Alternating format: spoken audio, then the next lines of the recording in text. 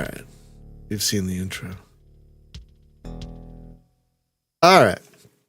Good morning, everyone. Happy Friday. And welcome back to F-117A.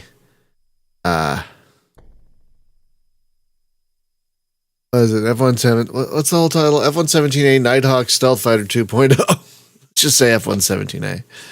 Last week, if you recall, we did some Cuba missions. We're going to try 3 missions in each theater. And we're going to go from left to right. So today, we're going to do some Central Europe. Cold War, Central Europe. Yep. Regular enemies, because I don't want it to be too easy. Also, thank you to Damson for a couple of tips that got the game running a lot better.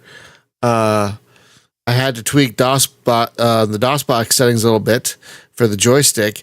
And also, the engine sounds a lot more... is a lot better on the ears if you only use the MT32 Roland unit. So let's see what we got today.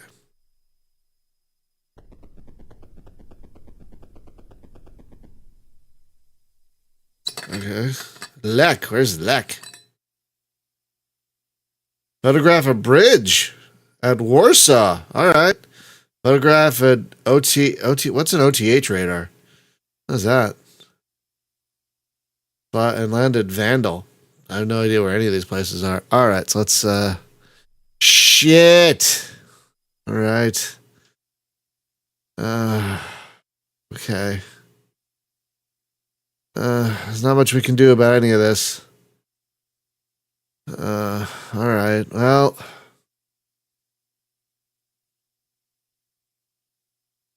Oh, over the horizon. Interesting.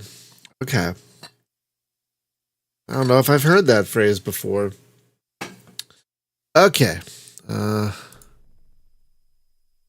Yeah, we'll keep the harm just in case. Yeah.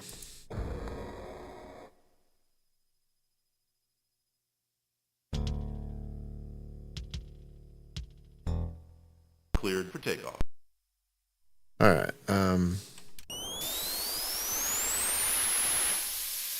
Yeah, you see, that engine sounds a lot easier on the ears.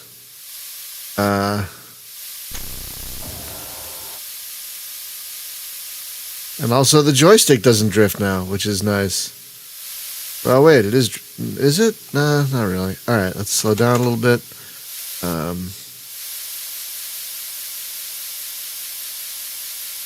Yeah, we should have enough fuel now.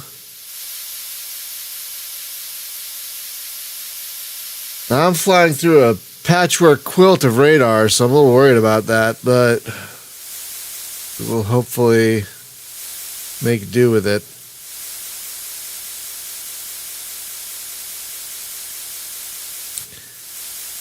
Yeah, so right now the engine sound is coming solely from the Roland MT32.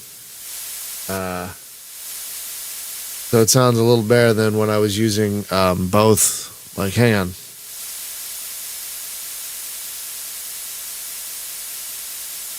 Oh. Interesting. It's only using the... Okay.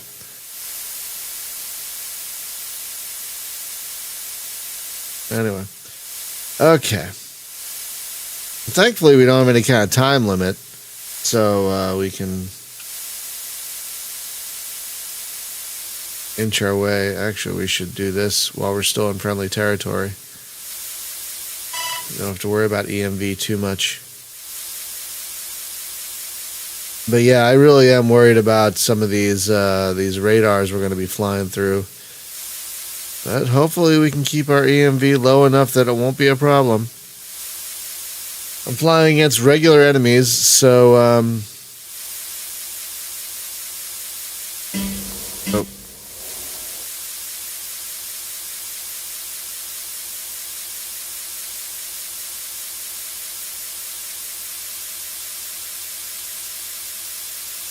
So let us hope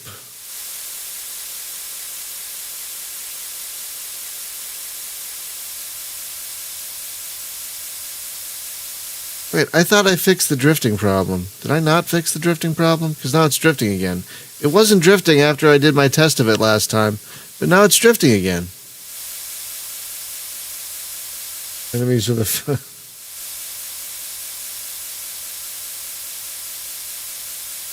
Very weird. Okay, well, we have a lot of radar to deal with, so let's hope we can sneak in and out without being noticed. Let's hope. Let's hope. Let's hope.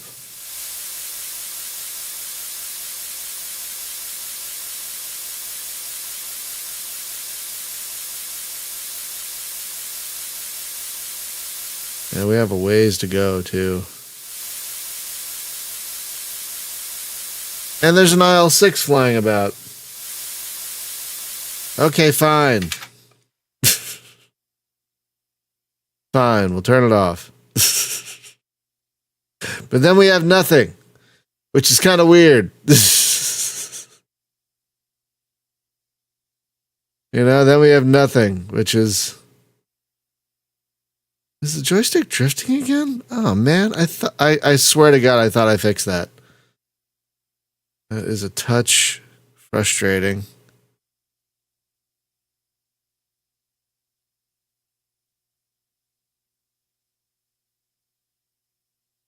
I don't know. I don't want to go at higher altitudes. Hi, Ferd. Yeah, I don't know if I want to go at higher. I don't want to go at higher altitudes right now. Let's go a little higher and see. Just a little higher. Yep, it is. Okay. Okay.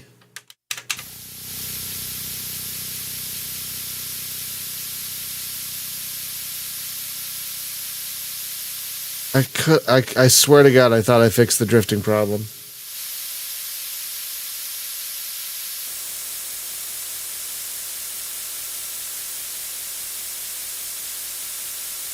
And another sound has just appeared.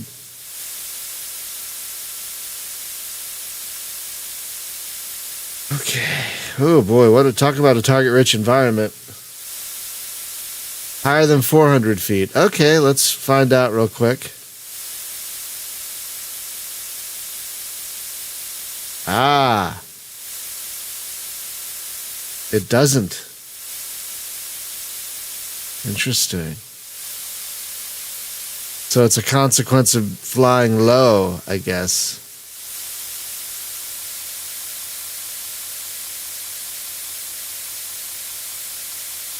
We got a lot. Look at all that crap out there, you guys. Yeah, Central Europe, I believe, is one of the tougher theaters in this game. I believe.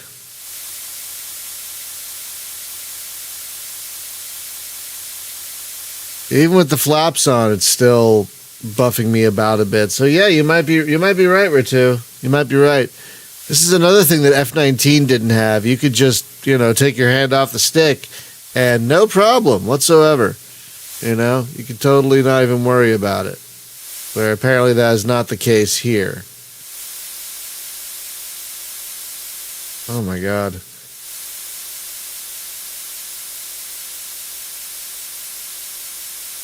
Yeah, I wouldn't be surprised if they implemented that to keep you on your toes. Or like, if you're gonna fly at 200 feet, we're gonna make you work for it. So you know what? Fine. I'm glad it's not a technical issue that needs fixing. I thought it was, but apparently it isn't. All right. We have a lot of radars about. A little concerned about some of these, but we're keeping low, so hopefully we'll be okay. Oh my God! Oh boy, that's a little too close for my liking.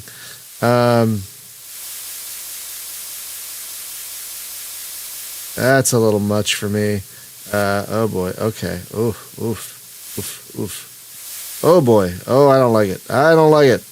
No, sir. I don't like it. I don't like it at all. Oh God. I'm glad I saved my pilot because damn. Central Europe is not playing. Okay, I'm about to fly under these guys, so maybe I'll be okay. All right, I should be fine from that guy at least, because I'm right under him. Yeah, oh god, okay.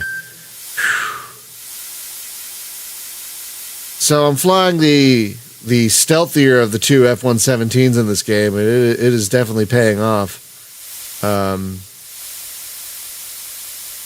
Definitely paying off.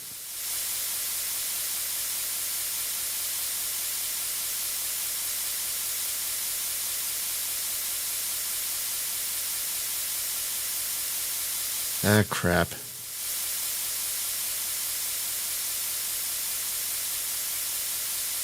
The part of me wants to increase speed and get the hell out of Dodge, but I need to conserve my fuel, and if I go faster, that'll raise up my my visibility. So I gotta slow and steady wins the race, but not too slow. I mean, there's a reason to go slower in Cold War missions, because the longer you spend behind enemy lines, the more points you get. So there is a benefit to going slower once you're over enemy territory. Yeah,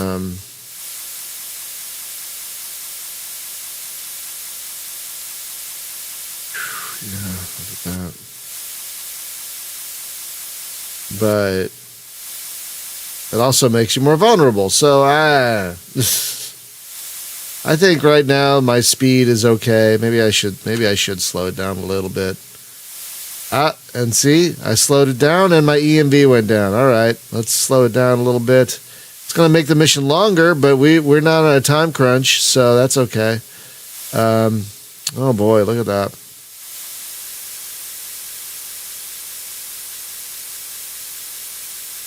Yeah, all right.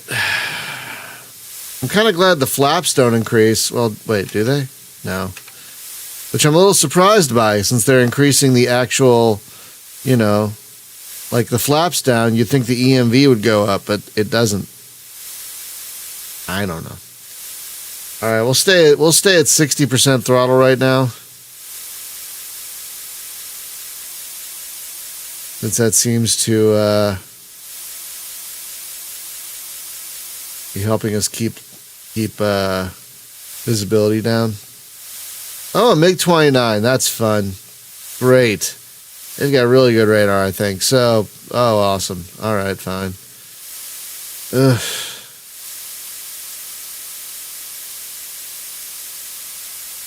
All right, now I have to slightly change course. Oh.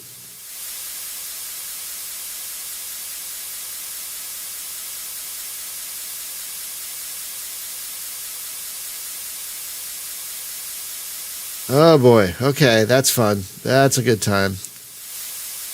Ooh, this game can be tense when it wants to be, and I'm not even playing the hardest opponents. The thing about this is, if you play the hardest opponents, it seems kind of unfair. Like if you play the hardest opponents, it feels like once you take off, they can see you. Like, it doesn't matter how low you fly, it doesn't matter how slow you fly. Like, they can see you. It's like, that doesn't seem right. So I've only toyed with the highest difficulties just to see what happens, and it just doesn't seem fair. It doesn't seem like there's a way to be sneaky when you're playing against the elites or whatever. So right now I feel like the regular enemies are offering me a good challenge without being too frustrating, Yeah, I got that plane right behind me, but I think so far I'm doing okay.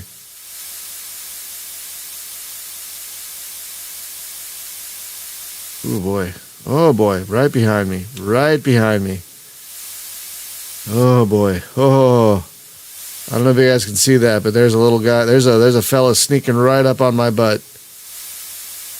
And I can't move right now. Not until he moves. Not until he moves or flies away, because he is right there. I gotta.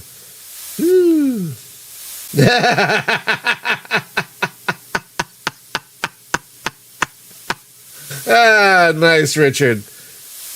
Very nice. That is 100% correct. Yes, on the hardest say, they're like tuning into my live stream. Like, there he is. They know where I am before I take off.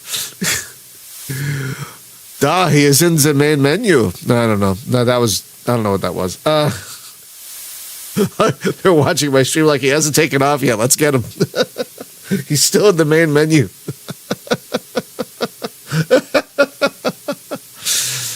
I don't know why when I tried to do a Russian accent, which I shouldn't have done, I went German. I don't know why. All right.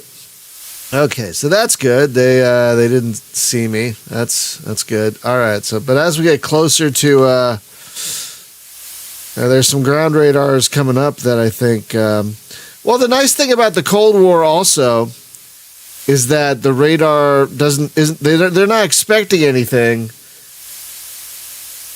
Stream sniper. They're not on the Cold War setting. They're not really expecting anyone to be here, so they're not pinging all the time. So that is another bonus of the Cold War, which I prefer. But it still makes it very tense because with the conventional war, they're pinging more, but like it doesn't matter as much if you're detected in a conventional war. But in a Cold War, like, they can't know you're here at all. Like, they cannot know you are there in any way. In the Cold War, you're the Inquisition. Let's begin. I gotta go watch that. I don't know why. I've seen almost all of Mel Brooks' movies. I think there's one or two I haven't seen. The Spanish Inquisition from History of the World Part 1 is my favorite bit.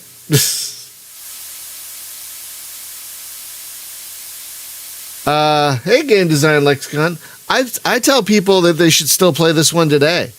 Because, one, it's a great game, obviously. But, two, I think this is probably one of the best introductions to combat flight sims. Well, you're not supposed to get into combat, but you know what I mean.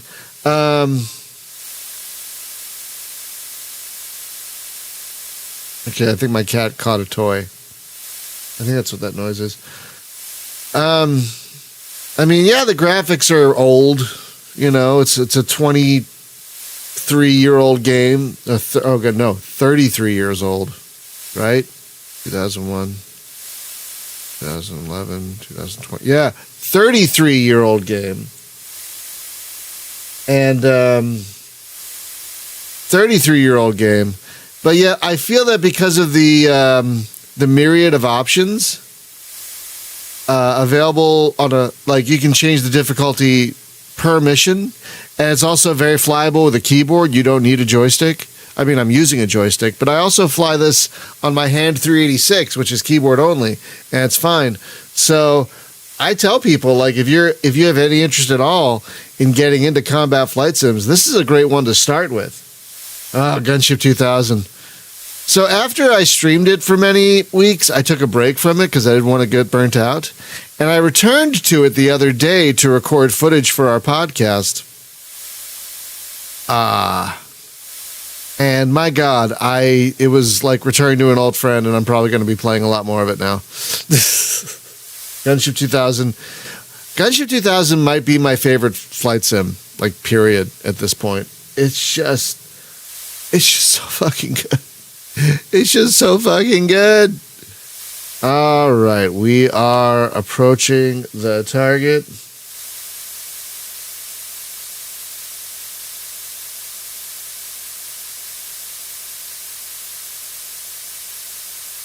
Yeah, if you do, I mean, you can get Gunship on a CD-ROM also. And if you don't, I can give you a link to where to get it legally. But yeah, I have all the boxes and everything. If you can and you're interested in Gunship 2000, try and seek out the strategy guide. It is a terrific strategy guide that I have read 3 times. I love reading that thing. It is a fun guide. All right, hang on. We gotta. All right, still too far out. That is one thing I miss from F-19 is like you could see stuff. Oh, a depot. Ooh. You could see stuff from 100 clicks away. Be like, there's my target. It's 100 clicks away. But you can't do that in this game. You got to get a little closer. Which, fair, I guess.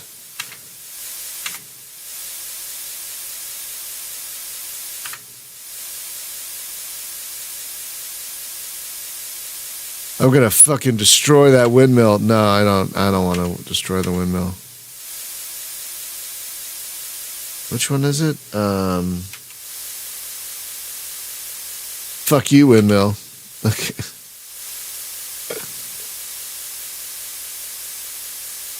Let's do a fun little flyby of the windmill here. Woo, look at that.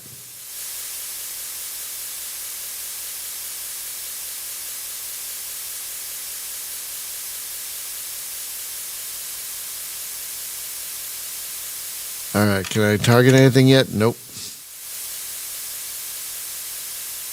I don't think I'm far from my target. No, I'm 50 clicks, so I think you can start targeting things at around 50 clicks. So I should be able to target my primary. There you are. So we're targeting a bridge at Warsaw. I don't know how far Jacob lives from Warsaw. That is in Poland, right? I'm remembering that, right? That Warsaw is in Poland. I can't remember. I think my first combat flight sim was also F-15. Yeah, because my first flight sim was... okay, good. I'm not losing my mind. My first flight sim was Sublogic Flight Simulator 2. And then I got F-15 and Gunship. No, actually, that is not true. That is not true. My first combat flight sim, now that I'm thinking of it, was F-19. I played F-19. I got F-19, and then I'm like, oh my god, I love this. And then I went back and got F-15 and Gunship, and they honestly seem like steps down from F-19. So I didn't really play a lot of F-15 or Gunship. Hey, Steven. Good morning. Oh, God, I have so much eye crust, you guys. I don't know where it all comes from. Ugh. Like, it's bad when it's in the outer part of the eye. Like, oh, God, there's eye crust right there. Oh, my God.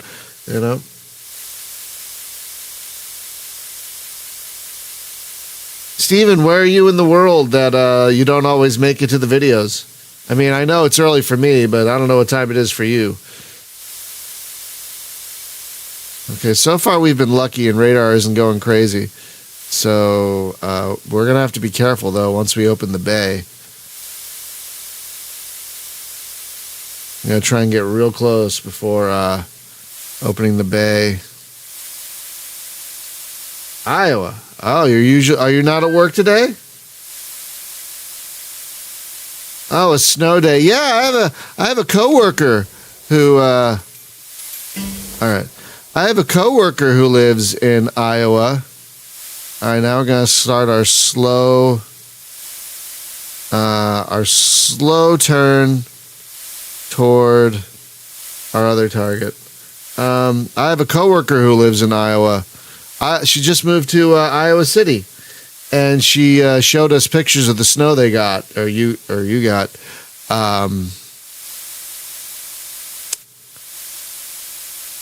I guess this is Warsaw, you guys. Flying over Warsaw. That's what I'm guessing this is, anyway. And yeah, so she showed us the snow that they're getting, and my God, that looks rough. That looks really rough. So when you get a snow day, does that mean you don't have to work? You don't have to work from home either, or you're working from home? So because you're working from home, you're able to sneak a little live streaming.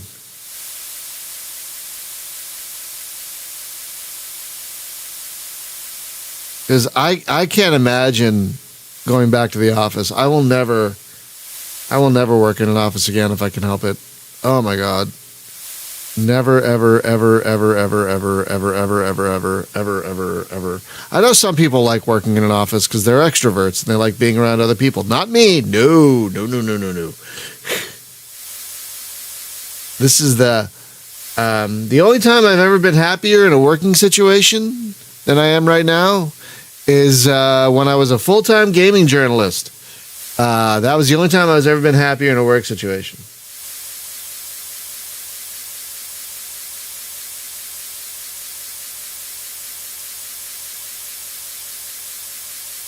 But yeah, I will never, if I can help it, work in an office ever, ever, ever, ever, ever. Oh, the IL-76 is landing. That's good. I will never work in an office ever again if I can help it. Dear Lord. Wow, the slog. Look how far the waypoint, that last waypoint is. Can you guys see that? 430. That's a long slog back to the airport. My God. God, I don't know if you saw, but if you want to see a really weird video, the parent company of WebMD, I forget what they're called, but they made a weird video basically telling their employees, you are fucking coming back to the office. And like at one point, the text was like, don't mess with us. Like they're saying, we're not asking, we're informing you that you're coming back to the office. And I'm like, holy shit. I hate it. I hate it so much because so many companies have managers who don't seem to be able to manage without being able to poke their heads over people. Like it's so gross forcing people to come back to the office while we're still in a pandemic. I know the pandemic isn't as, I mean, it's on the rise right now, but I know it's not an emergency like it was. I think that's the radar I'm supposed to be taking a picture of. Wow, I'm taking a picture of a radar. That's great. So yeah, it's really gross that companies are the companies don't have any faith in their employees and these managers who can't manage without actually being able to sneak up on people. Can't do their jobs. Plus also, companies pay for all this rent for office buildings that are now mostly empty. Like, I don't care. Convert that shit to affordable housing. I don't care. You having empty offices is not my problem. So I feel very fortunate, knock on IKEA wood, that I have an employer that seems to understand that I am just as productive, if not more so, at home without wasting time coming to the office. And blah, blah, blah. Like, we don't have to do things in person to get shit done. I know that's not true of every job. I know there are a lot of jobs that, you have to. Oh, great. That's the radar I have to take a picture of. And it is pinging, so that's fun. So I might have to try and time my opening of the bay between the pings, if I can do that. Yeah, see, there it is. And I'm just going to get closer to it. That's fun. So yeah, no. I love having I love having a job.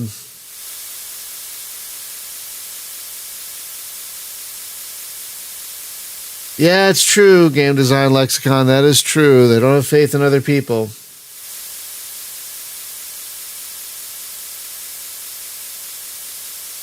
But this seems to be a primarily American problem also. Like, I'm not hearing these kinds of issues coming out of Europe.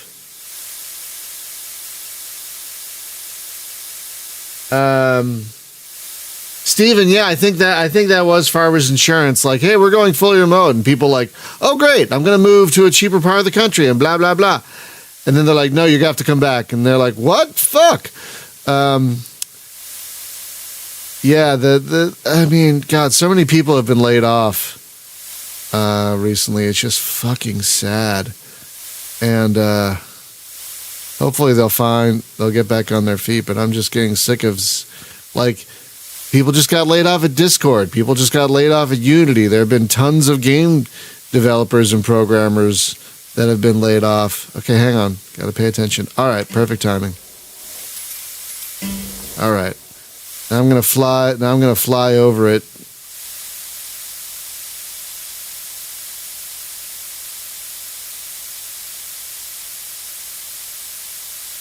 Before I start turning, I'm going to get away from it.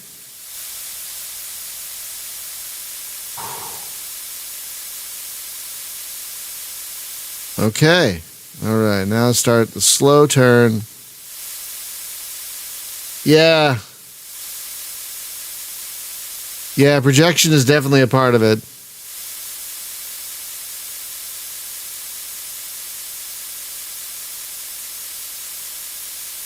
So now we have 426 kilometers to go until we're back at base. Whoa. Don't turn too much, Brian. Don't get impatient. Take it easy. Take it easy. There's a radar right there. Up your butt. You don't want them to detect you.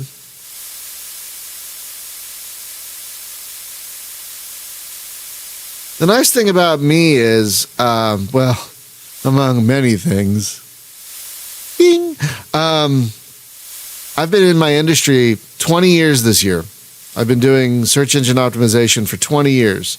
So even if something happens at my current job, which it probably won't, but even if something happened at my current job, it wouldn't take me long to find something else. Even if it was temporary, I'd be okay. Because I've been in my industry so long, people see that on a resume and go, God damn, give him money. But I feel very lucky that I'm working for a great little company that seems to value my efforts and doesn't mind me working remotely forever.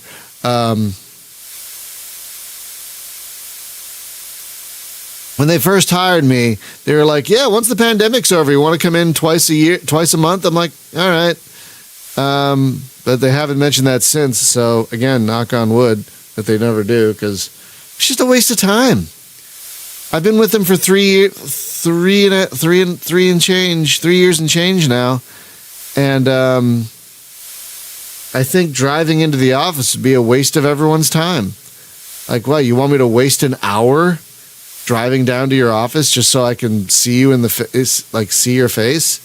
And then, like, why waste the 2 hours where I could be working that time and getting stuff done? You know, I think they get that. And so that's really, I feel very fortunate to be working with such good people.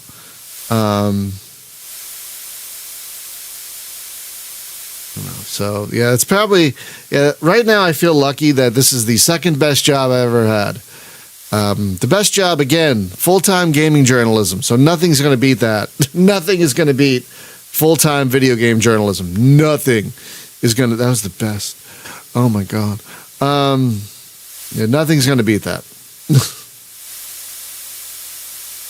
But for SEO, this is, the second best job I've ever had, period. So I feel very fortunate because I know a lot of people are looking for work right now. I know a lot of people are working in jobs they don't want to work. So I feel very fortunate.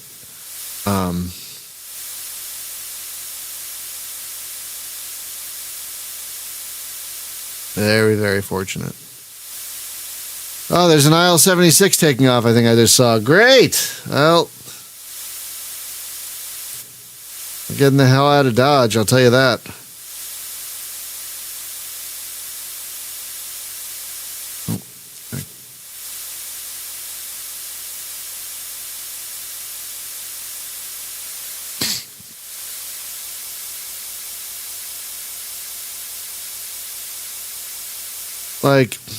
The only reason these higher ups want people to come back to work is so they can lord over their little fiefdoms.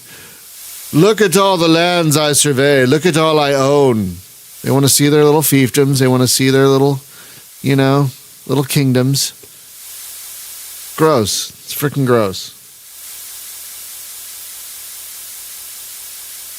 I don't blame you, game design lexicon. Apparently, this is from what I understand, this is a terrible time to be looking for work for a lot of people. Apparently this is a terrible time to be job hunting.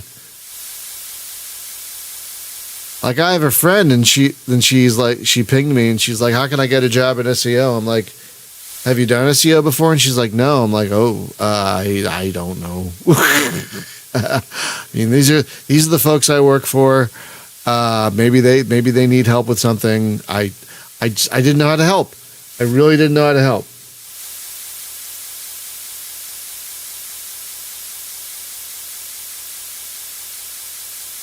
I'm sorry, Steven. That sucks.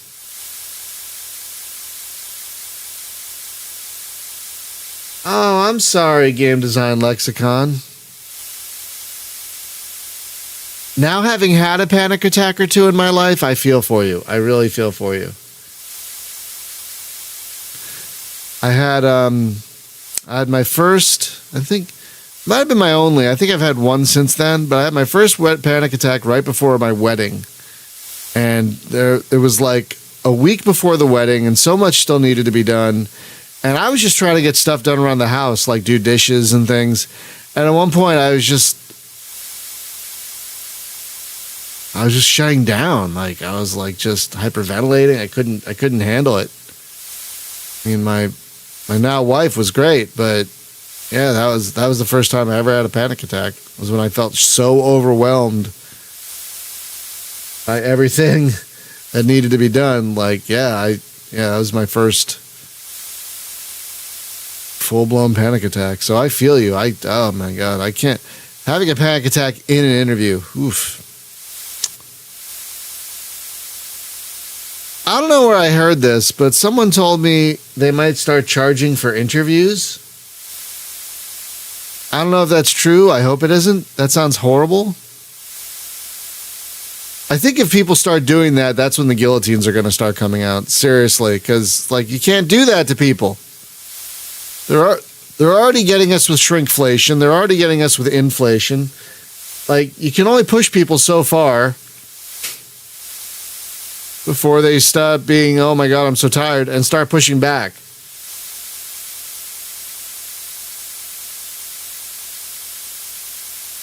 So I hope whoever told me that was wrong. I don't remember who told me that.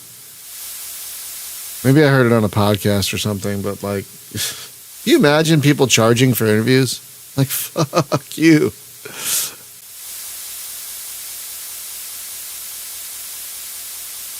You can go to hell. I swear my worst interview was when this was years ago before I got my current job. Oh, hi Matilda. They wanted to they told me they wanted me to install some software on my computer. I know a lot of people do this now. But this is the first time I had heard of this. They wanted to install some software on my computer so they could track my key presses. It would look through my camera. And as soon as the interview was over, I was polite for the rest of the interview. But as soon as the interview was over, I sent them an email going, yeah, no thanks. Yeah, I'm not putting spyware on my own personal computer. If you want to buy me a laptop once you hire me and put your stupid software on that, fine. I am not putting spyware on my computer so you can steal my banking details and shit. No way.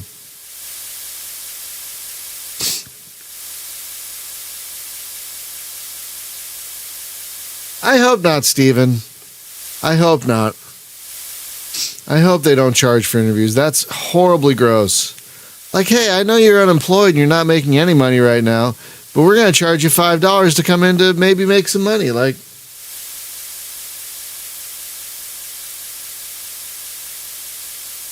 yeah, I don't game design lexicon. So for that one interview, I was polite and I let the interview run its course. And then I sent an email saying, yeah, no thanks. I don't trust you. I don't trust your software. Yeah, you can. I didn't say you can go to hell, but I, in a polite, passive-aggressive, work-safe way, politely said you can go to hell.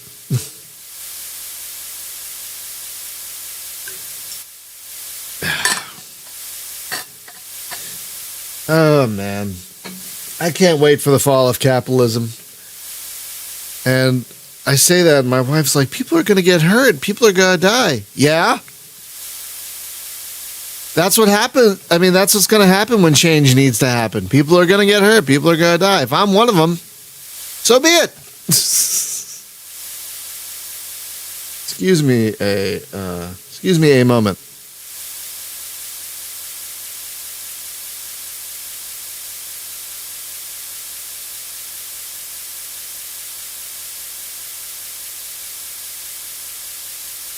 Oh yeah, I agree that people are already getting hurt. People are already dying. I know, but those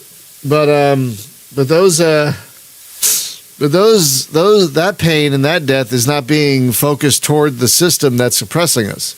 So it's just kind of a sad malaise right now. At some point, there's going to be enough anger and whatnot that, you know. I can't wait for capitalism, Dan. I hope I'm alive to see it. You know, I hope I live long enough to see it because I'm sick of it. So sick of it. And if I get in trouble for that, I don't care. What are you gonna do?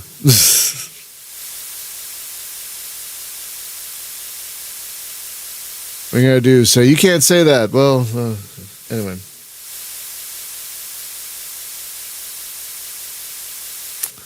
Yeah, so I'm just, yeah. It's particularly scary this coming year in America because we don't know what's going to happen, and a lot of us are scared right now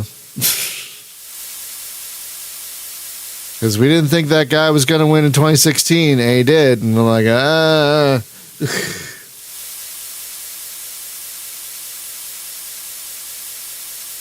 Oh, Game Design Lexicon. That sounds great.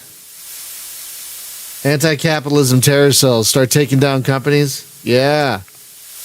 Didn't Watch Dogs 2 do that a little bit? Wasn't that a thing? Wasn't that kind of the thing Watch Dogs 2 was doing? I think a little bit. I mean, it was basically one giant corporation, but you were basically an anti-capitalist, anti-corp terror cell.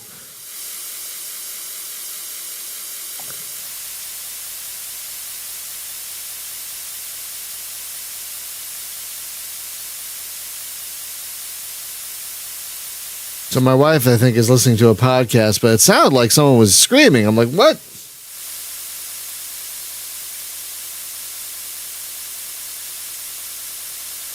Wait, I've never heard. Wait, Liberal Crime Squad is a thing? I don't think I've ever even heard of that. Hang on.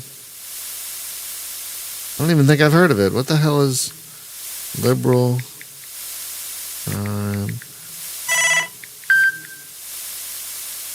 Oh. I've never heard of this. Oh. I have never heard of this at all. Came out in 2002, apparently.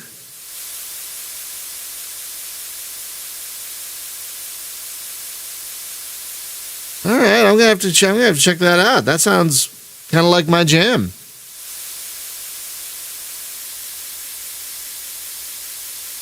I have to check that out. I've never heard of it, which surprises me because I've heard of a lot of games, but I'm kind of an encyclopedia on especially PC gaming. But yeah, I never heard of that one.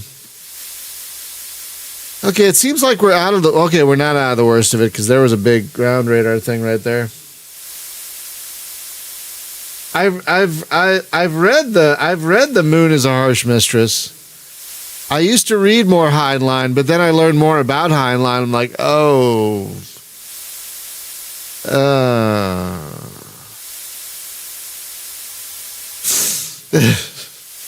I don't know now.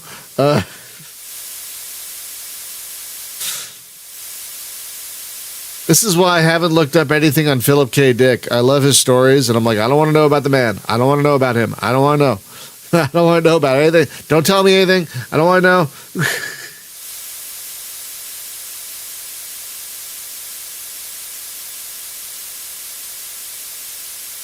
Yeah. Yeah, don't tell me anything about Philip K. Dick. I don't want to know. Just like, I don't want to know anything about Gene Hackman. Tell me nothing. If you know something about Gene Hackman, don't tell me. I want to just live in the belief that Gene Hackman has always been wholesome and he will always be wholesome.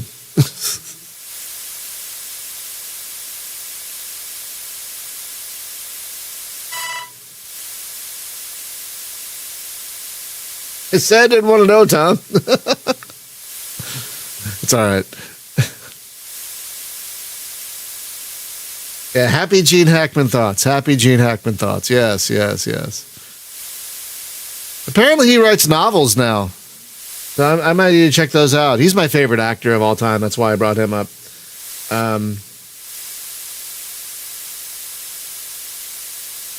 So it's like, yeah, I don't want to... Like, I used to be a huge Joss Whedon fan. Oh. And then all that happened. I've never heard a bad thing about Walter Matthau. So maybe we're all right. Oh, God. I haven't seen Hopscotch in so long. But God, that was a good movie. When I tell people about Gene Hackman, I'm like, go watch The Conversation. That is like one of the most amazing movies is The Conversation. And I've only been able to watch The Conversation once. I will never watch it again because it gets under your skin. Ugh, but it's amazing. It's absolutely astounding. It's Gene Hackman and some of his Gene Hackmaniest, but holy crap. Like, I felt so gross after that movie. Yeah, that's a good point. As long as they don't have an episode of Behind the Bastards. The French Connection movies are also amazing. Both of them. But yeah, if you want... I mean, it's probably pretty dated right now. But The Conversation is just a creepy, amazing... Oh my God, so good. Oh... It's so good. I haven't seen every Gene Hackman movie, but I've seen a lot of them, good and bad. And I love him in just about everything I've seen him in. But yeah, that's a good point, Spaz. If they're not in Behind the Bastards, they're probably fine. I love that podcast so much. It's become basically my second favorite podcast.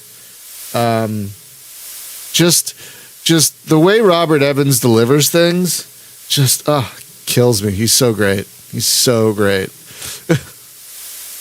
Oh, and if you're an anti-capitalist, seek out Means Morning News. It's both a podcast and a video, and they do like a 17 to 20 minute thing every day. It's a really good news roundup. I think it's called Means Morning News. It's a really good.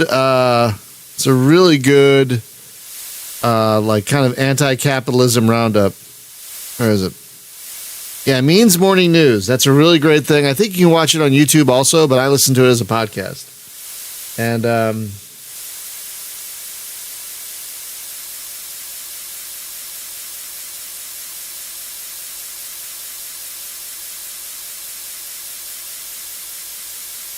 I've never seen Roman Polanski's Pirates, but then I hear the words Roman Polanski. I'm like, oh, do I want it? All right. Let's see. Is that can? Oh, wait. All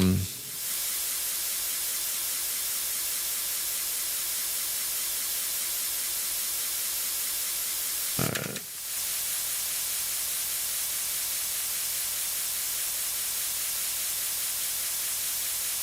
Oh, that's interesting.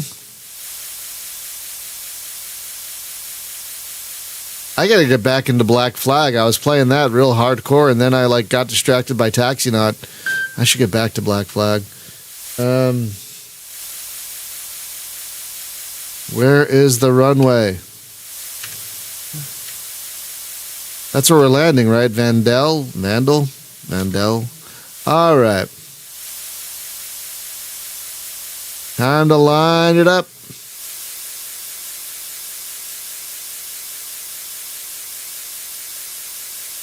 Oh, hang on. This might be easier. No, wait. This will be fine.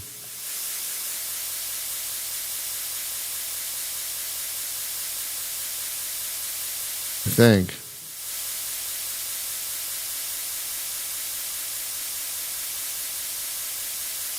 Right.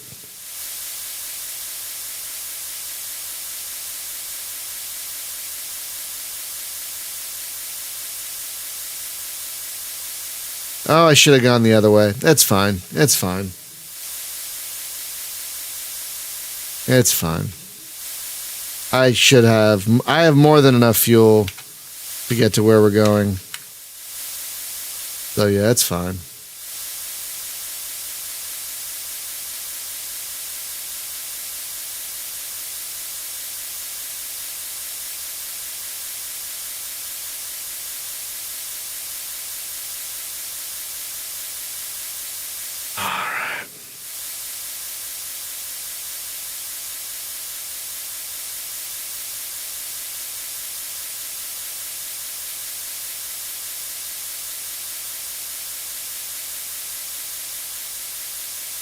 Yeah, seriously, guys, if you haven't listened to Behind the Bastards, go check it out. I would say, I think good starter episodes for Behind the Bastards. If you haven't listened to them, they do a few episodes about books by Scott Adams. Scott Adams is the guy who wrote Dilbert, and he is an unhinged nightmare. And they did a few episodes talking about his books that are so funny. Oh my God, they're so. I was crying. I was laughing so hard. I was crying. Oh, Steven Seagal is also a good starter. Yeah, because everyone knows who Steven Seagal is. Yeah, that's also a good starter one. But yeah, the Scott Adams ones. Oh my God. I started with the Henry Kissinger one. That was a hell of a one to start with. But the guys from the Dollop were on that one, so I had to. Oh, hang on. Oh, almost. All right, there we go.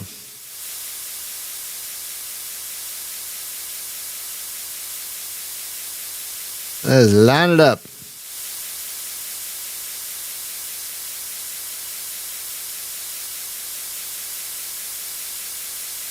There we go. Beautiful. Love it, love it, love it, love it, love it, love it, love it. There we go. Oh, look at that. Beautiful. That's gorgeous right there. All right. Start slowing down a little bit.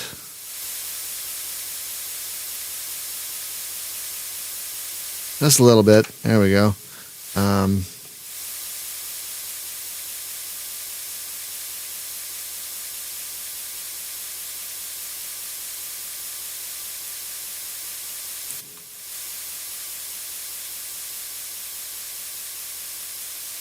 Oh, I don't know if I've listened to the Amway one yet.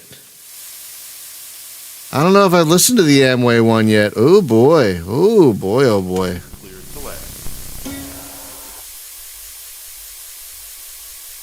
Yeah, I don't know if I've listened to the Amway one yet. I will definitely put that at the top of my list. Oh my God. Oh crap. Nope.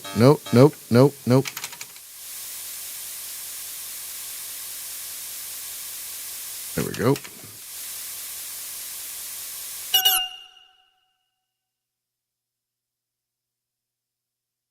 Good landing.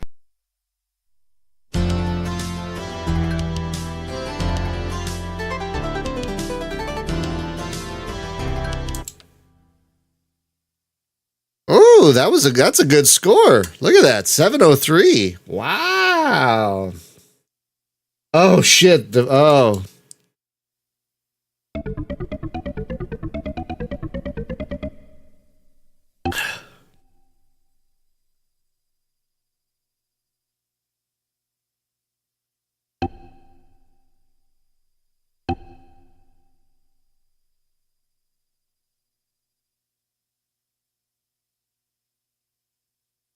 All right. Ooh, I got a silver star. Well, because, we've moved beyond MIDI, for the most part.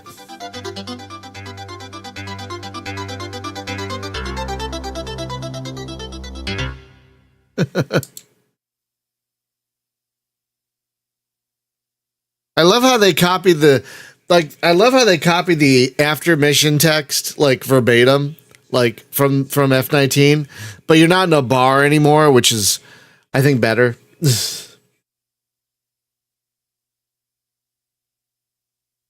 I mean, I love being able to do MIDI for these older games.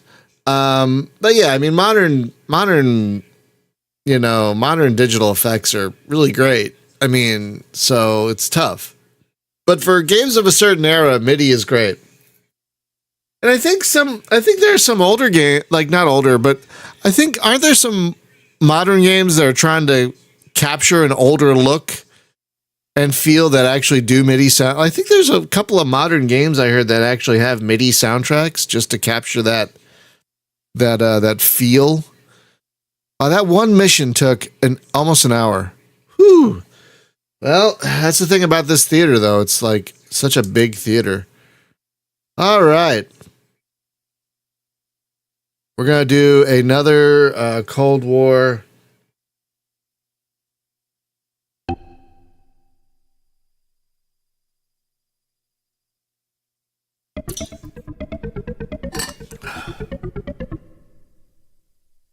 Now we're leaving from Vandel. Photograph and okay. Didn't I just photograph that radar? It's kind of a reverse of the mission we just did.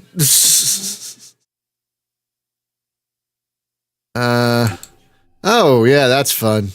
That's gonna be great. That's gonna be absolutely terrific. Oh god. Okay. Select weapons. Not that it really matters, because we only have 2 bays. Really.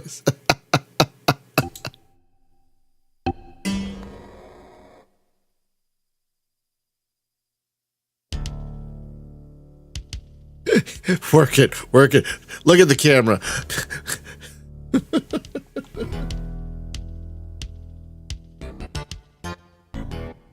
Cleared for takeoff.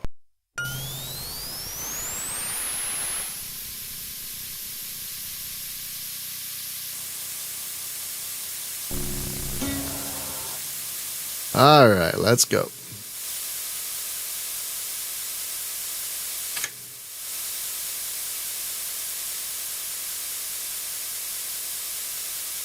I guess this game had to be a little different with fuel, since you can't always take a fuel tank with you. I guess.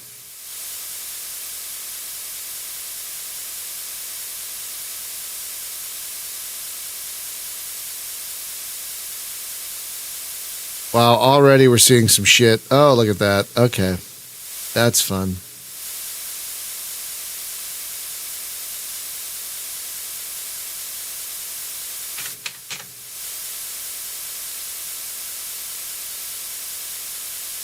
So wait, is that the radar where...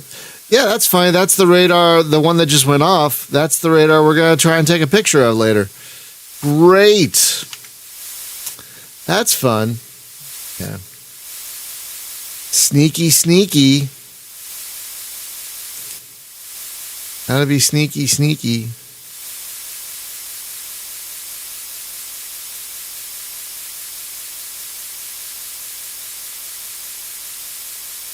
SAM radar, whatever the hell that is, detected. Grossa main, Grossa mon, Grossa whatever.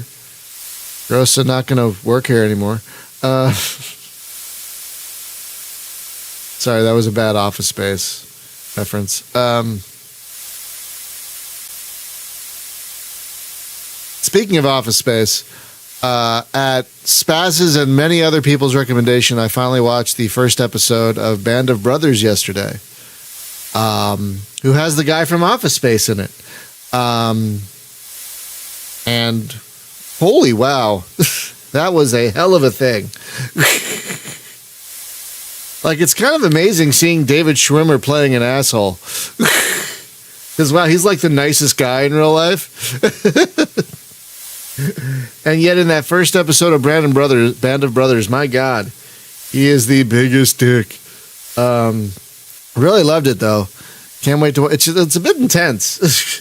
It's a bit intense, but I really loved it. So I'm probably going to get the Blu-ray set, because Our Max subscription is going to run out next month, so I'm probably going to get the Blu-ray set. Yeah, and so many, like, there's so many. Simon Pegg was like that was the fun. That might have been the funniest thing about that first episode. It's like, hey, sudden Simon Pegg, like, whoa, like, holy shit, it's Simon Pegg suddenly, like, woohoo, wow, what? Doing a not great American accent, but not terrible either. The guy that kills me is Damian Lewis. He's like the other main guy. I had not seen Band of Brothers. I had only seen him in the show called Life that was on for 2 seasons a while back. It's a cop drama that was really good, actually. And he was amazing in it. And I had no idea he was British. I had no idea he was British. And then I saw an interview. I'm like, holy shit, he's super British. But in this one, in Band of Brothers, he plays another American. And you would never know he's British. Like, he's got that American thing down, whatever that is. He's got that down. Holy crap. But yeah, the guy from Office Space, Ron Livingston, is also the main guy in Band of Brothers. So, but yeah, there's so many other like Scott Grimes from The Orville, Richard Sprecht Jr. from Supernatural, and many other things. Like, oh my god, it's like that guy of that. It's like oh my god, that guy.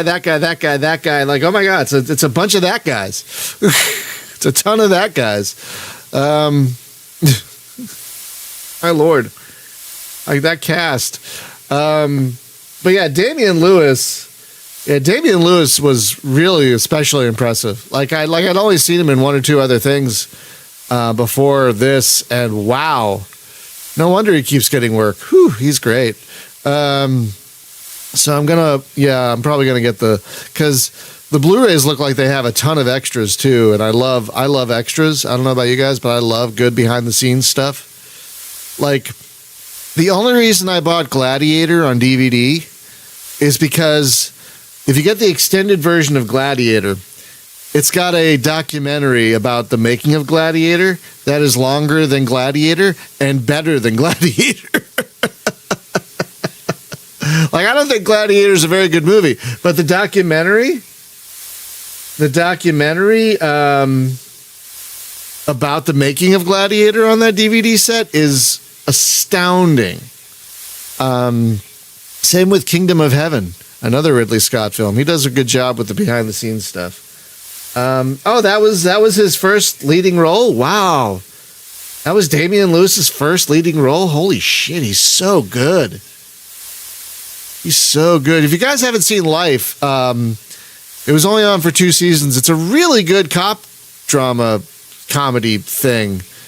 If you can get it past the all cops are bastards thing, it's pretty good. But that was the first thing I saw him in, and I really liked it.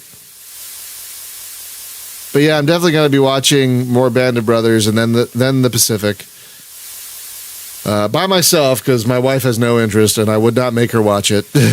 It definitely breaks her no bummers rule. But yeah, Life was a very fun show. Damian Lewis was excellent in it. And I heard that Billions show was also good with Paul Giamatti. Did you guys know Paul Giamatti has a podcast? I didn't know that until the other day when someone told me he was trying to explain the plot of DS9's The Visitor to Tom Hanks. I'm like, well, I have to hear this. And it's actually pretty good. It's called The Chin Wag with Paul Giamatti. And it's actually, I don't usually like actor-helmed podcasts because so many of them are like, can you just be a real person and not be an actor? I mean, I know that's what they are, but like so many of them are just they feel so fake. You know, like I couldn't get into Smartless, you know. But the Paul Giamatti one seems pretty good so far. So yeah, I did not know. Everyone's got a podcast now. I didn't know Craig Ferguson, who I love. I love Craig Ferguson. He has a podcast. I've only listened to a couple episodes of that, but that's also pretty good. All these people are making podcasts now, apparently. Also, if you're not aware, if you've not seen the amazing show Wellington Paranormal, go fix that immediately. And then once you've seen the amazing show Wellington Paranormal, go seek out Wellington Paranormal, the podcast, which they just started, and it is so good. I mean, it's run by the two leads of the show, and they've got such great chemistry. You can tell they really adore each other and love working together. They're so fun to listen to. Just shooting the shit even. So I could easily recommend Wellington Paranormal, the podcast. If you've seen Wellington Paranormal. If you haven't seen Wellington Paranormal, go watch that first. Because that's an amazing show. All right, how are we doing?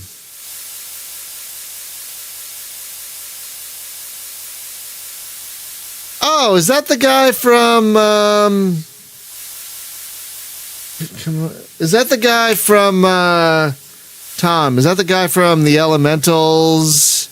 And he's definitely one of those that guys who's been in a million things. And he was in that Marvel movie, The Elementals, as the Bollywood guy. Is that who I'm thinking of? Is that the same guy? Because he's very funny, that guy.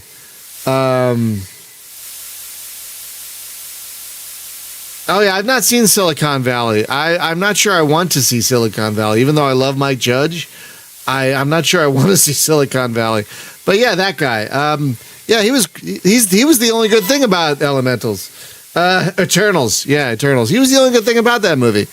Yeah, doing a podcast ain't easy. Takes a lot of effort and a lot of persistence. And if you get busy doing other things, it can really fall by the wayside, you know? So, like there's a guy my wife loves called Michael Hobbs who does several podcasts and, like Maintenance Phase and a few others. Right now he's doing one called If Books Could Kill, which is very entertaining. And, but he seems to like do a podcast until he gets tired of it and then moves on to another one.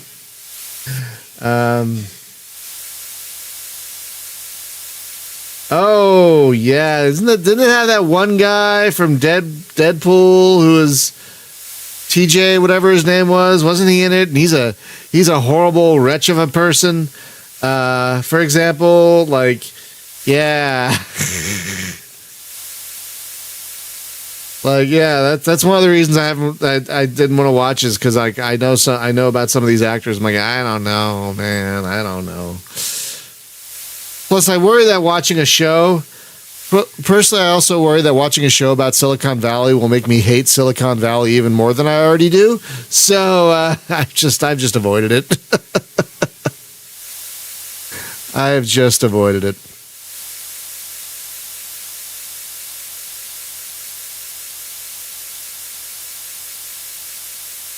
Yeah, there's so much content out there, though. I don't even know how people can watch all the things because I can't. I can't watch all the things. I'm so happy my wife is liking Prodigy, though. Once it hit Netflix, I've started taking her through it, and I was worried she might not like it because she's not always into the animated stuff. But she's really liking it, and God, it's fun going through it a second time because you catch things you didn't catch the first time. If you guys haven't seen Star Trek Prodigy, go seek it out. It's so good. I know it looks like a Star Wars kids show, and it kind of starts like that a little bit, but it's pure Trek. It's pure Trek. It's great Trek. Great characters. A lot of great cameos. Besides Janeway, there were a lot of other great cameos. Lot of little Easter eggs. It's so good. If you haven't seen Prodigy yet, go seek it out because we want more to be made. But yeah, Prodigy is so good. Yeah, it's definitely. As I watch it, I'm like, this is an excellent introduction to Star Trek. It really is. But it's also great Star Trek on its own, as well as being kid friendly. It's very aspirational. It's got great characters. I mean, not only do you have Kate Mulgrew as Janeway, you got Jason Mantzoukas as Jacob Pog.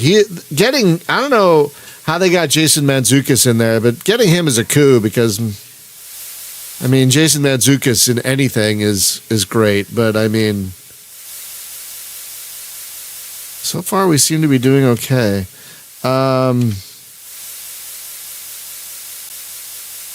I've barely been. But yeah, Jason Mantzoukas is great. All the voice acting is great.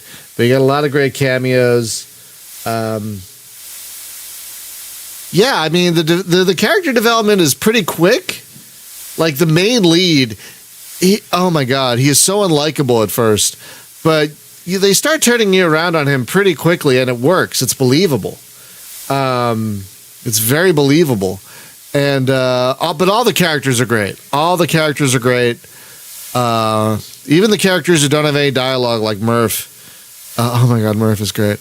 I love all of them. I love Zero. Zero is probably my favorite, but I love all of them. But yeah, it's also nice to get more Janeway, hologram Janeway. You get two Janeways. You get a hologram Janeway and mild spoiler, eventually real Janeway, and it's terrific. You can tell Kate Mulgrew's having a great time. But yeah, if you watched a lot of Trek, there'll be some cameos, and they're like, oh my god, they got that person. Yeah, it's great. Prodigy is really, really, really. Yeah, he grows into the role, but it feels really organic because you see him fall down and then get back up again, and then fall down and then get back up again, over and over. It's a really believable arc for him. I don't want to talk about Picard.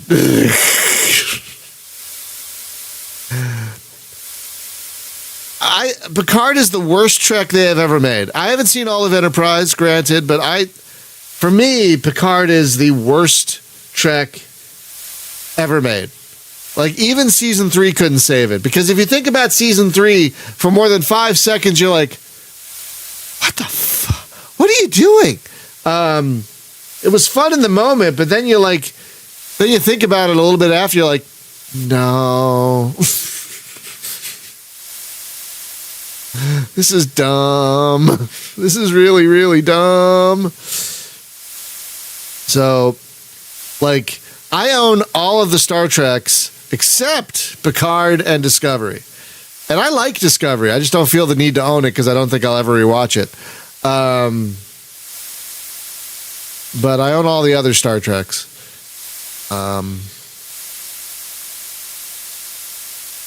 Though we own Enterprise and Voyager digitally. We don't have physical sets of those. Because we're basically going through them with a podcast. I'll tell you guys what.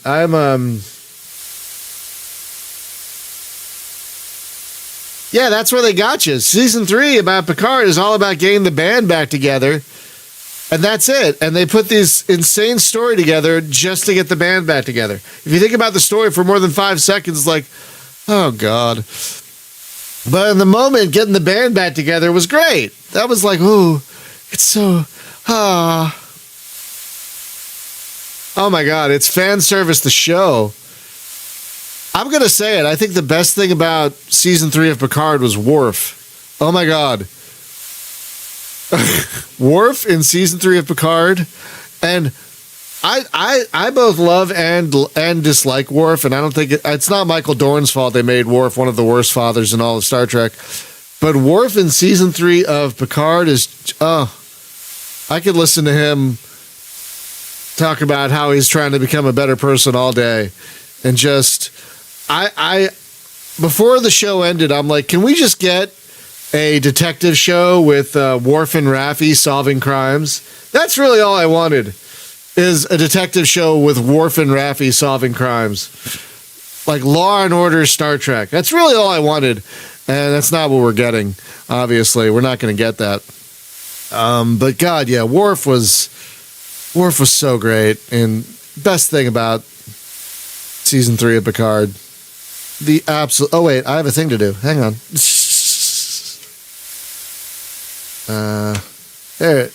There we go.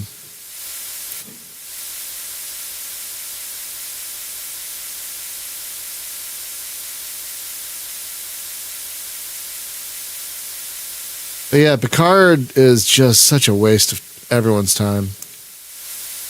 And now they're like, hey, maybe we should do a Picard movie. I'm like, just stop. Just cut it out. All right? Just cut it out. Can we not? Can we just not? Can we please just not do this? Oh yeah, I met Dorn at a convention a couple of times back in the 90s. I mean, the entire cast of Next Gen is just delightful people.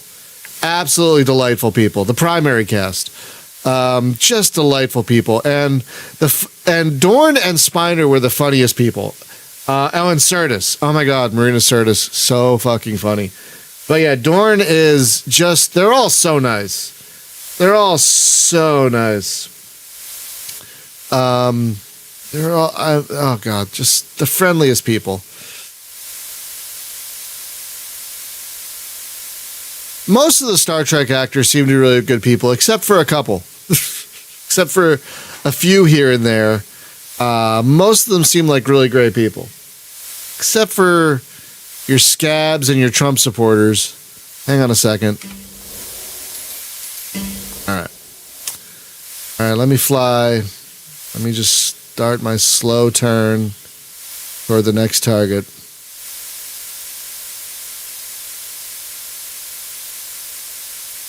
I love Patrick Stewart, but, you know, just let Picard go, man. At this point. Like, I was excited. I love Jean-Luc Picard. Who was? Marina Sirtis? Yeah. I heard about the shit. I heard the shade she threw at D Space Nine, which at the time I laughed at because I wasn't into D Space Nine. But I think D Space Nine was a much more serious set, so it did like apparently the TNG set was a bunch of goof 'em ups all the time, but apparently the DS9 set was a lot more serious, and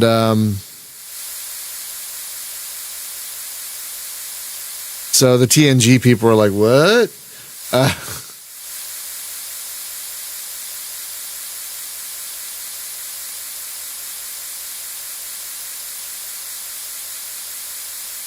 Yeah. It seems like I heard the Voyager set was pretty fun too. Most of the Voyager actors seem like really great people, especially Kate Mulgrew and Robert Picardo. And Garrett Wang seems pretty awesome also. Okay, so hang on. There you are. But then you got people like Robert Beltran and Roxanne Dawson who are just... Oh, John Delancey, he is so nice. Oh my God.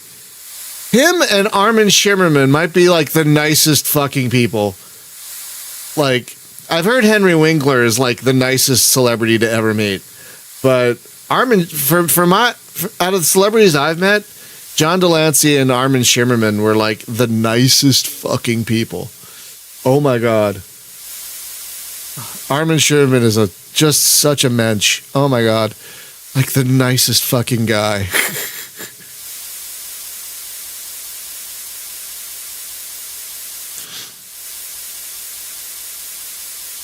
I met him at a Buffy event. Before I'd even seen D Space Nine, I met him at a Buffy event. Buffy the Vampire Slayer. And my God, he was just so... Him and the guy...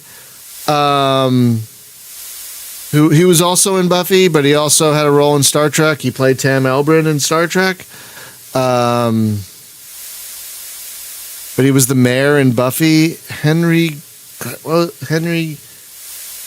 Can't remember his name. Henry Greggs... Hang on. Just gonna... Buffy... Oh, wait. I want to keep that.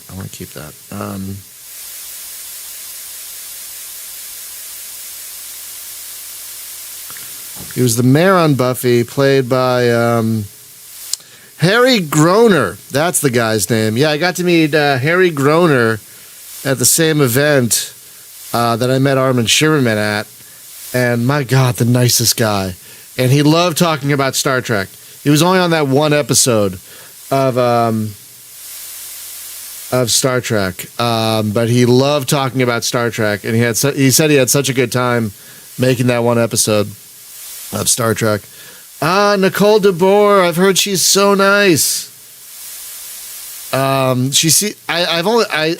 heard she's like super nice. I've heard she's great.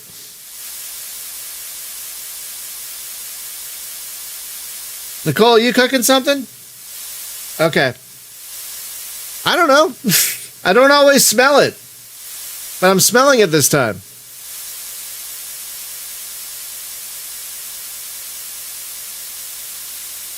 We have a long trek. We're probably only going to get 2 missions in today because this theater is so big. I don't know if this is the biggest theater in the game, but it's a pretty damn big theater.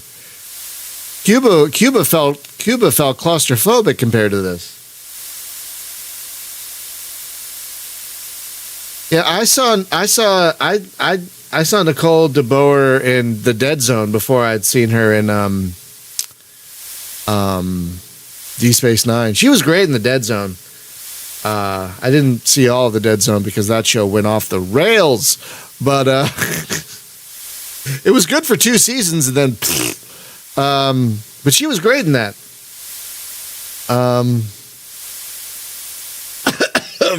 Excuse me. But yeah, I've heard she's super nice. I've heard Terry Farrell is super nice.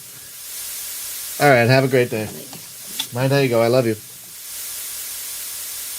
I think the weirdest experience for me at a con was Avery Brooks. I got to see him at a con, and he did not want to talk about Star Trek at all. It was weird. And I now that I've gotten older and I've learned more about him, I totally get it. But when I was 21, I was like, what's going on, man? Because, you're an idiot at 21 or 22 or whatever I was. But that was probably my strangest con experience was Avery Brooks, because he did not want to be there. He wanted to talk about, he didn't want to talk about Star Trek. He wanted to talk about the plight of people of color. And I totally get that now. But when I was 21 from Pennsylvania, from the Philadelphia area of Pennsylvania, I'm like, what's the problem? I don't understand. I was an idiot at 21, and I had only grown up around mostly white people, so I didn't know. But yeah, he did not want to talk about Star Trek, and I get that now. I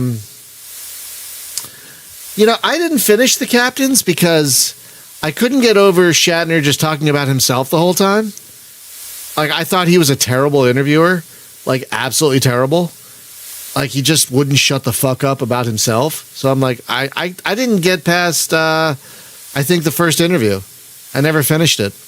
But then I saw Chaos on the Bridge, which he did about the first 2 seasons of Star Trek The Next Generation. He got way better. I have to give him credit. He got way better as an interviewer in the time between The Captains and Chaos on the Bridge. So I got to give him, I'm not the biggest Shatner fan, but I have to give him props for becoming a better interviewer, because he was a much better interviewer in Chaos on the Bridge, which, if you haven't seen Chaos on the Bridge, go find a way to see that. It is a great documentary. Just absolutely fantastic. Oh, Jennifer Leon, yeah. Is she going to be in that Voyager doc coming up? Is she going to be in that? Yeah. But is she going to be in that? I mean, she probably will be, right? I'm not going to watch it because I'm not a big Voyager fan, so I'm not going to watch it. But yeah, I wonder if she's going to be in that, or if she, because I don't know if she's kept up with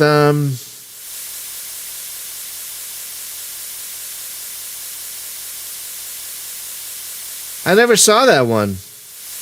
I never saw that one Game Design Lexicon.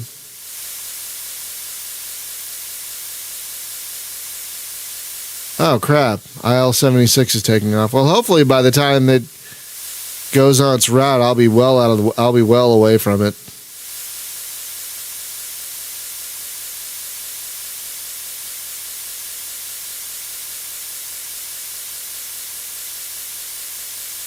I think,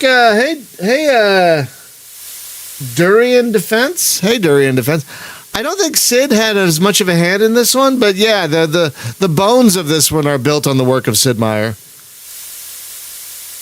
I think F-19 was his last flight sim, and I saved a quote from him, which I should have brought up on the podcast the other day, actually. I saved a quote from him the other day that basically totally mirrors how I feel about flight sims. Quote, mostly I was tired of hyperrealism. In real life, if real life were that exciting, who would need video games in the first place? The flight simulator genre especially was forever clamoring for more dials to watch, more flaps to control, more accurate wind speed and wheel friction calculations. And no one seemed to notice that it had turned into work. Games weren't supposed to train you to be a real pilot. They were supposed to let you pretend for an hour that you could be one if you wanted to. It wasn't escapism if you didn't actually get anywhere. Yeah, I'm with you on that, Sid. Absolutely with you on that. That encapsulates how I feel about flight sims.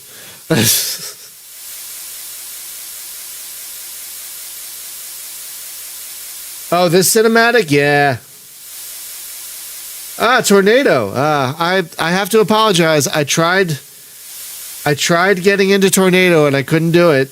It's just I'm not smart enough or good enough to play it. So we got through about 30 hours of Tornado.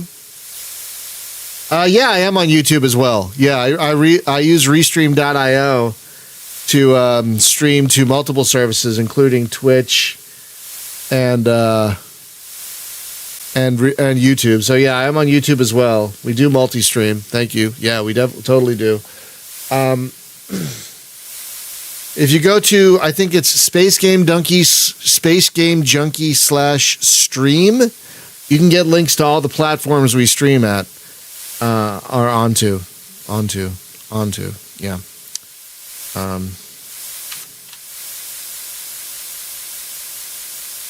That must be the IL-76 right there. Huge radar thing from miles away. Oh, man. I gotta get away from that fucking thing.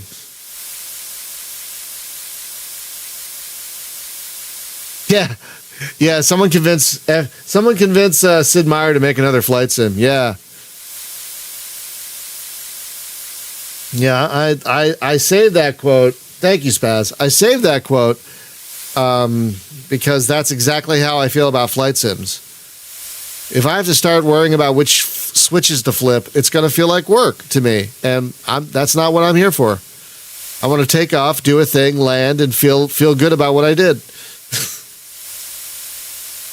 and not stress too much about the what switches to flip. And I'm glad there are sims for people who another IL-76. Oh shit, gotta get out of here. I'm glad sims. Oh God. I'm glad sims like DCS are there for people who want them, but I think we should get more sims like this for people who want them. Simcopter, man. Simcopter is one of my all-time favorite games. I struggle with my microwave controls, right? Like, that's why I can't play survival games. Like, I know a lot of people love survival games, but like, if I want to worry about feeding and fatigue and everything, I'll just get out of bed in the morning. That's how I look at it. But my God, Simcopter. I love Simcopter so much, and no other game has scratched that itch for me. I love flying around cities and putting out fires and doing a taxi run and chasing a criminal and then picking up a injured person and taking them to the hospital. No other game has scratched that itch for me, other than Simcopter.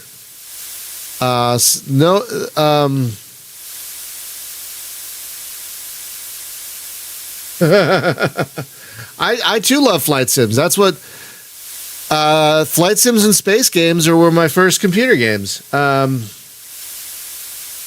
Yes, Game Design Lexicon. You could fly around. You could build a city in SimCity 2000 and then fly around it in Simcopter. absolutely astounding. Absolutely astounding. I agree, Steven. I mean, originality is good also. You got to be original to stand out, especially these days. With 40, 50 games coming out on Steam on average every day, you have to be original to stand out. But yeah, you also have to be fun. I don't envy game developers right now. It's got to be hard to make a game and try and get visibility for it when there's... What did we learn? 15,000 games came out on Steam last year, which is roughly 40 games a day. How do you survive in that environment? How do you make your game stand out in that environment? I don't know. That's why we do what we can to promote good indie games, and we talk to developers on our podcast. That's why we do what we do. But my God, I don't know. I just feel like I can't get... I couldn't do game development. No. I just helped someone else release a game, and that was stressful and exhausting. Let alone make my own? No. I'm a critic. That's my talent.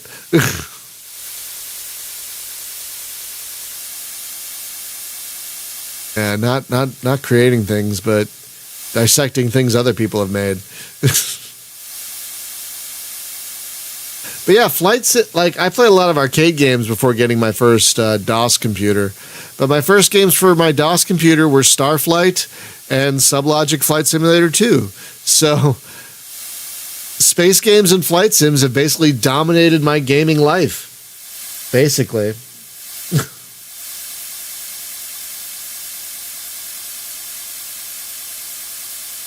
Yeah, that was my first, that was when I first bought my Tandy 1000EX in 1986. I also got Starflight along with it because it's like, wow, this looks like Star Trek. Oh, and it was.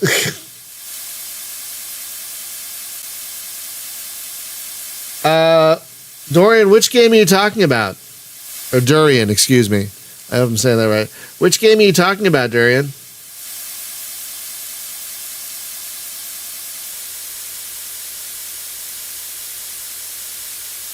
I think we're out of enemy territory now.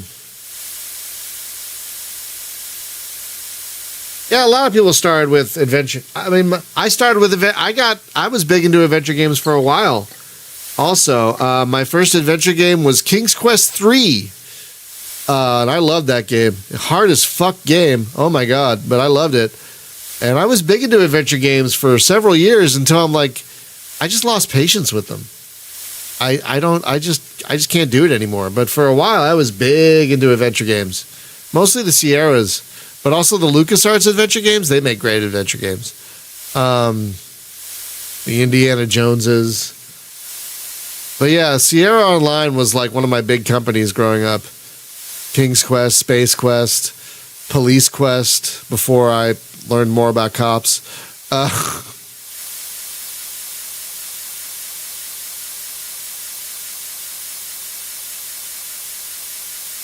Yeah, all the quests. Yeah, I don't have the patience for adventure games anymore, but I'm glad they've made a comeback. That's what happens. Adventure, I mean, a genre kind of dies off and then it comes back.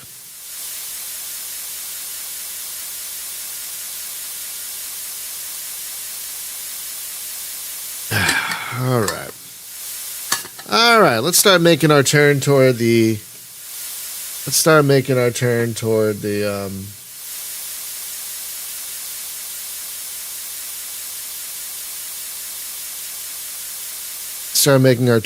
the airport. Oh, we got to turn away from the airport to turn toward the airport.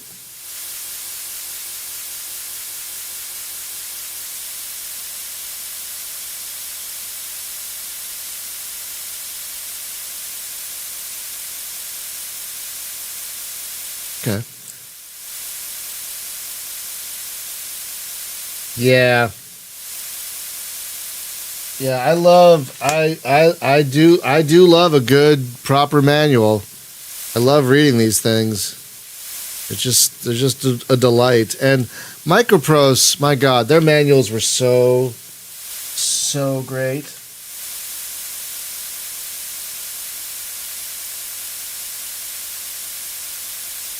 No, I get that. I remember when I would play Sierra games, and they got so complicated. I had to buy one of their. Do you guys remember these? The Sierra hint books, where it was a book and a highlighter, and you highlighted only the parts that you needed. You didn't highlight the whole thing. I guess because they didn't want to spoil the whole game for you.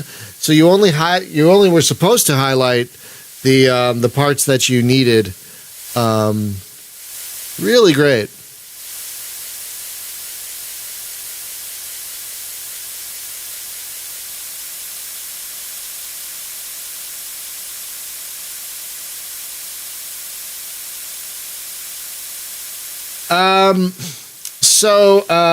Ferd, that's a good question. We're probably going to do at some point, I don't know if it's going to be this year or what, but you probably all know that Trevor wants to do a quote-unquote deluxe version of Starfleet 2, which will be Windows-based. And that is, and we're going to run a Kickstarter for it. And one of the things that we're going to have in the tiers for the Kickstarter is printed documentation. Yeah, so that is something we are talking about. Yeah. I mean, it's worth having the original stuff too, to be perfectly honest. But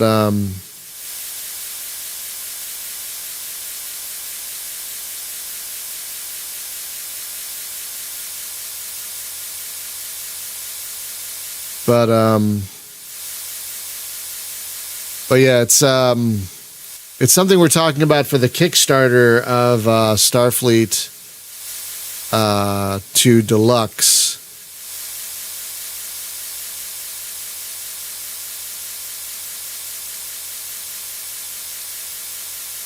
Which is I think I overcorrected a little bit. Yeah, I did. A little bit. That's okay. Yeah, so that is definitely something we're talking about as a Kickstarter tier once we launch that Kickstarter. But I don't know when that's going to happen. We're still, trying to get all the bugs out of, because we're still finding more bugs. We're trying to get all the bugs out of Starfleet 2 2.0.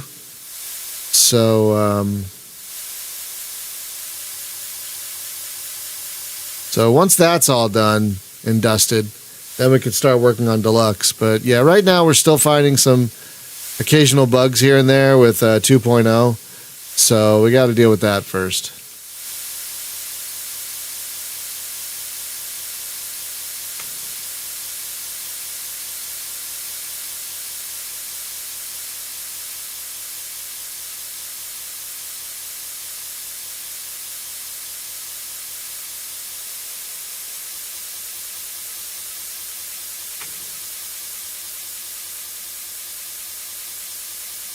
Cleared to land.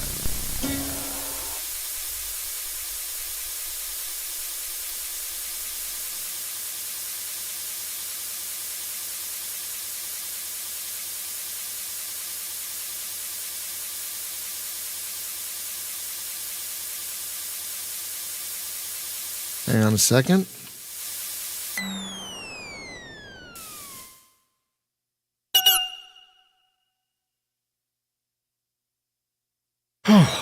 Good landing. You sound surprised, game.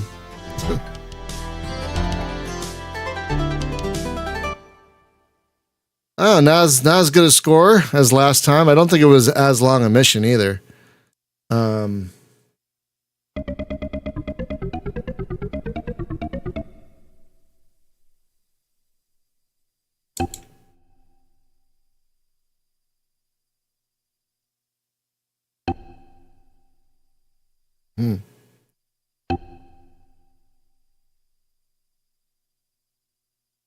Yeah, it wasn't as long a mission, so we weren't as long over, and we weren't over enemy territory for as long, basically.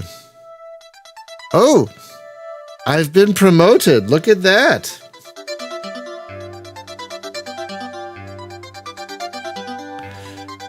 Well, oh, and I got a distinguished flying cross. Sure.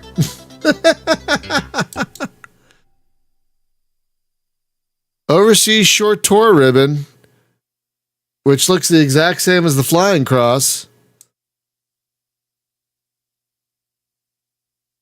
No, I don't know if they do know I was there because I didn't bomb anything. All right. We do not have time for another mission, so I'm going to call it because those are what, about 40 minutes apiece?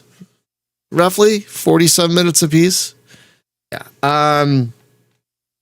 So that's going to do it for today and for the week. On Monday, we're going to give, let's see, what is this thing? The Planet Crafter. I'm not entirely sure what that is, but that's the next game on the space game list.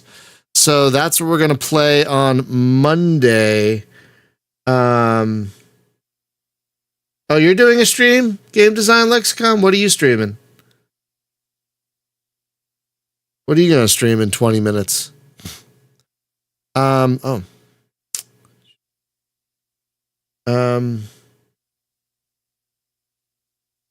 yeah, I'm glad I'm doing F-117 too. It's a nice, Unreal World. That's a good one.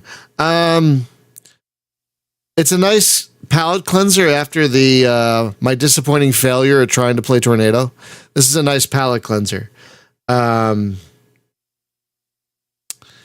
So yeah, it's nice to play something that I can actually play. Yeah. So anyway, that's going to do it for today. Thank you so much for hanging out with me, everybody. It's great seeing you all. Have a wonderful weekend. Be safe, be well, take care of each other. Please get vaccinated, get all your shots. Please wear your masks. We're still in a pandemic. The pandemic is not over. It has not moved to the endemic stage. So I hope I said that right. We're still in a pandemic, so please take care of yourselves. Wear your masks. Masks work, I'm telling you. I'm living proof that they work because my wife had COVID and I didn't get it because of masks. So please take care of yourselves and each other by getting the shots, wearing the masks. Thank you, as always, to our patrons for literally keeping the lights on around here. And with that, we'll see you back here on Monday for, what is it again? The Planet Crafter? Yeah, the Planet Crafter, whatever that is.